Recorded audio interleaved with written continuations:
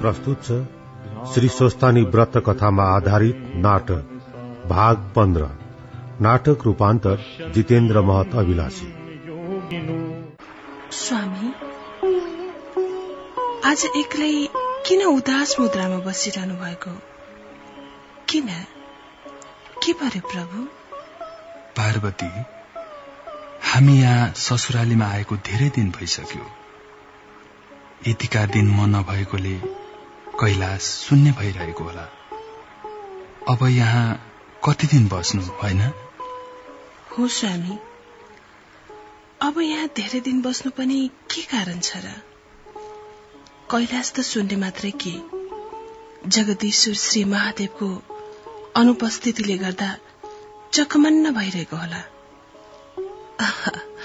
अब त जानै पर्छ स्वामी। जानुपर्छ पार्वती, जाउँ अब। तिम्रो बाबा महातारीसँग बिदा हौ, जाउँ। हुन्छ स्वामी।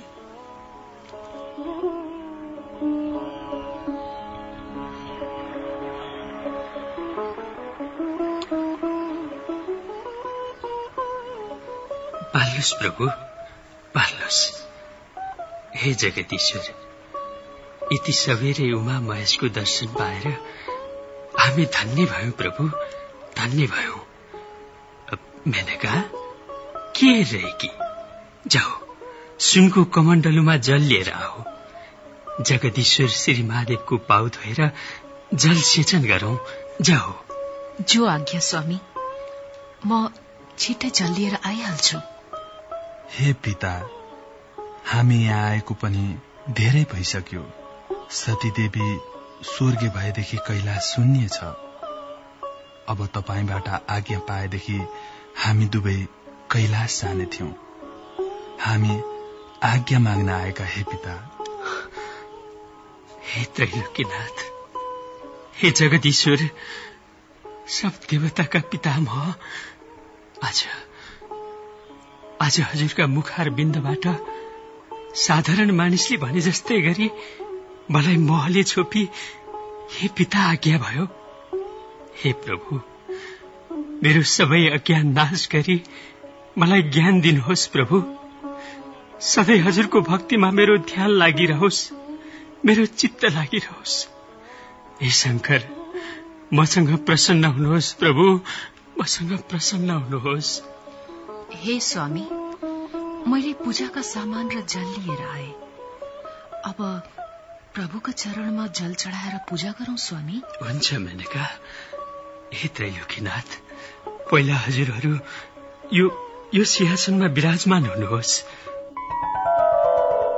हे स्वामी, प्रभु जगदीश्वरलाई पहिराउन मैले यी नाना रंग बिरङका वस्त्र र अलंकारहरू ल्याएकी छु। यी सब जगदीश्वर श्री महादेवलाई पहिराउनु हो स्वामी। खोइ मेरो हातमा देऊ मेनका।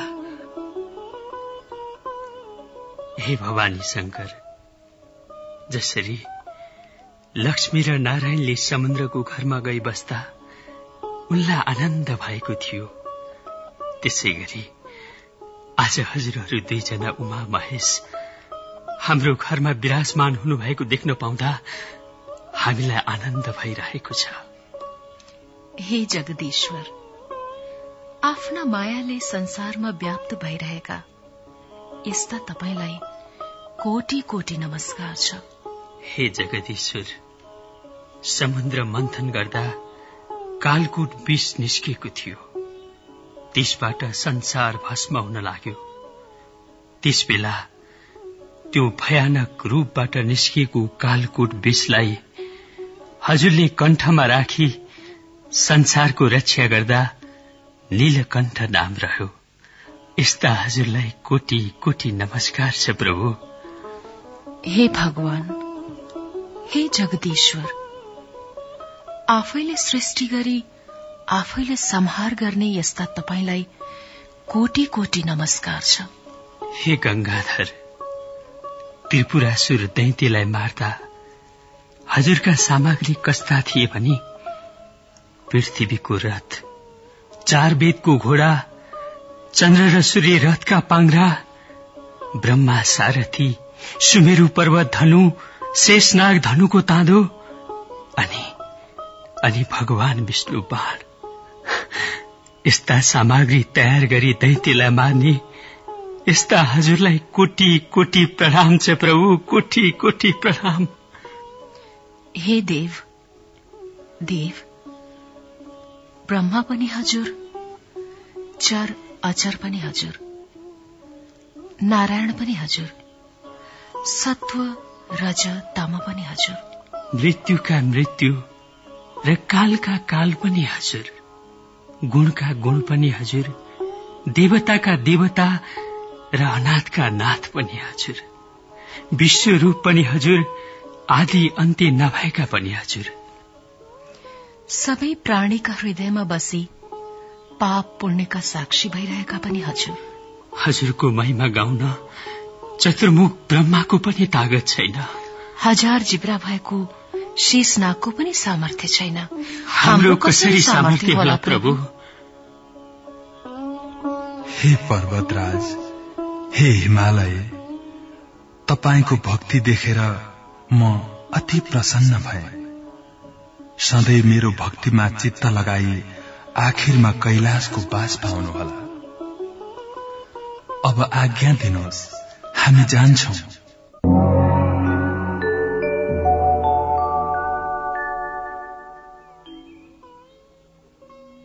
हे कुमार, हे ब्रह्मज्ञानी, तपाईका मुखार बिन्दुबाट भगवान श्री महादेव र माता पार्वतीका विषयमा व्यक्त भएका शब्दहरू सुनेर मेरा यी कान, मन, मस्तिष्क अत्यन्तै पवित्र भएका छन्।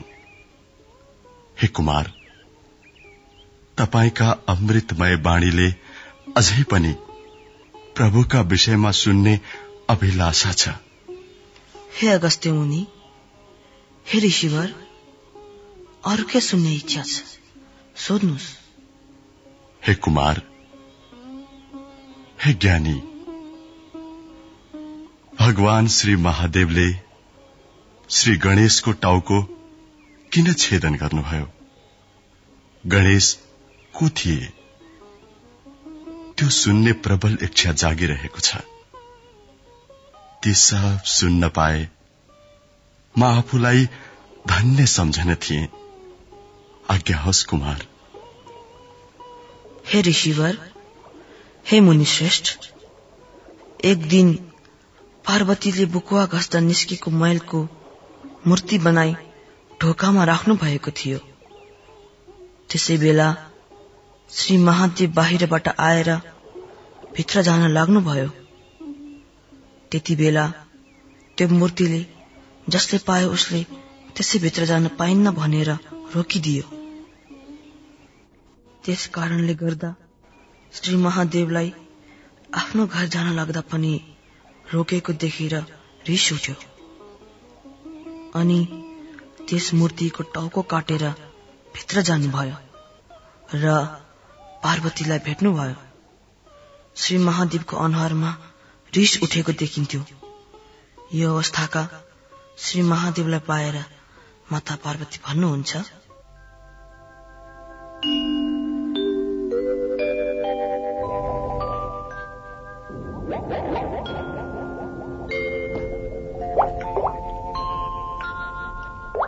हे स्वामी, आज तपाईका मुहारमा रिस उठेको भाव झल्किरहेको देख्दैछु। किन स्वामी, के पर्यो? कि मैले ढोकामा राखेको बाबुले के भन्यो? के भन्दैन थियो त्यसले? आफ्नो घरमा पस्न लाग्दा पनि रोक्नै भएको। त्यसैले मैले त्यसको शिर काटिदिए। हो, शिर काटिदिए? किन त्यसो गर्नुभएको स्वामी? किन? त्यो त मेरो पुत्र हो, किन त्यसको शिर छेदन गर्नुभयो? मेरो बाबु, मेरो छोरा। हे ईश्वर, हे ईश्वर, त्यसले गल्ती गरेको भए पनि अनजान बालक सम्झेर माफ गरिदिनु पर्थ्यो। प्रभु, मैले बुकमा खस्ता निस्केको मैले त्यसको मूर्ति बनाएर ढोकामा राखेकी थिए। हे भगवान, त्यो मेरो छोरो हो प्रभु, मेरो छोरो। म कसरी खाबु पुत्र वेदना, म कसरी खाबु? हे पार्वती, भइहाल्यो, शोक नगर। मैले थाहा पाइन र त्यसो गरे। शोक नगर पार्वती, म उसलाई जियाइदिन्छु। हे नाथ, कसरी जियाइदिनुहुन्छ? कसरी? उसको त शिरै छेदन भइसक्यो। कसरी जियाइदिनुहुन्छ प्रभु? म जियाइदिन्छु पार्वती। म आफ्ना गणहरूलाई बोलाएर उसको लागि शिर खोज्न पठाउँछु।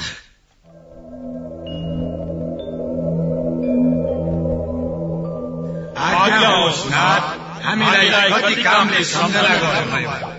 हे गण हो, तिमीहरू चारै दिशामा जाओ र त्यहाँ जो फेला पार्छौ त्यसको शिर काटेर ल्याऊ। लौ, यो चन्द्रमा लिएर जाऊ। जो आज्ञा प्रभु।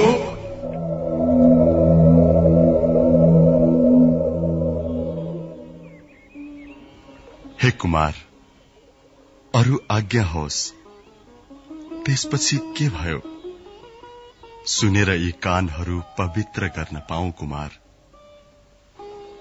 हे अगस्त्य मुनि, गणहरू महादेवले दिनुभएको चन्द्रबाण बोकेर चारै दिशातर्फ हेर्दै हेर्दै गए। धेरै टाढा पुगेपछि तिनीहरूले एउटा मत्ता हात्ती देखे। त्यसपछि श्री महादेवले आज्ञा भए बमोजिम त्यो हात्तीलाई चन्द्रबाण प्रहार गरे। त्यस बाणले सेतो पर्वत जस्तो त्यस हात्तीको शिर छेदन गर्यो र त्यो शिर लगी गणहरूले श्री महादेवका अगाडि राखिदिए र श्री महादेवसँग हामीले यही पायौं भनी बिन्ती गरे। हे कुमार, त्यसपछि के भयो? आज्ञा होस् कुमार। त्यसपछि श्री महादेवले हात्तीको टाउको त्यस मूर्तिमा जोडी जियाइदिनु भयो र त्यो मूर्तिको नाउँ गणेश रही पार्वतीका पुत्र भएर रहे।